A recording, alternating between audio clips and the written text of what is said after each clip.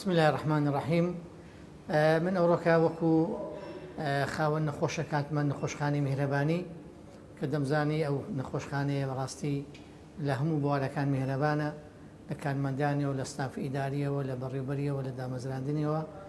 ئەمڕۆ کاتی نێرە کە نەخۆشێک مەهینابوو بۆ چارەسەری عملیاتی ڕێخۆلە چۆرە.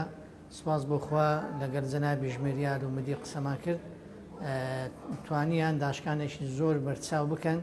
ئەمە جێگە ئەوەی بەڕاستی ئەمە وەکو بنەماڵە وەکو خۆمان زۆر سوپاسی نەخۆشخانەی میهرەبانی بکەین بۆ ئەو ئاوردانەوە لە هەموو کەسێک، لە هەموو نەخۆشێک، لە هەموو هەژارێک، ئەو کەسانێک کە نیشتیان ئەوە ئیدارەی نەخۆشخانەی میهرەبانی زۆر بە یارمەتێکی زۆریان داتن، هاریکاریش بەشان دەکەن. لێرەدا من داوام ئەوەیە چەندی لە دەوڵەمەندان و خێرخوازان ئەوەیە کە بێن ڕوو لە نەخۆشخانەی میهرەبانی بکەن بۆ ئەوەی زیادکەن لەو پشکانێک پشکە خێرخوازیەکان.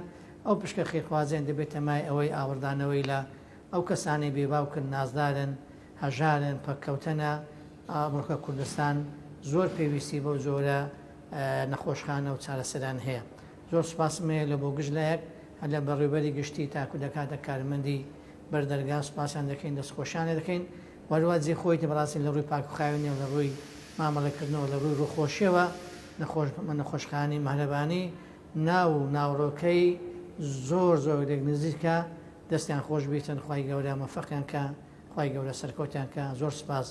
من کە ناوم یونس محەممەد ئەثمان، ئیمام خەتیب لە شاری خەبات تەنیا لێوێ وتاربێژم. زۆر سپاستان خۆش بیت.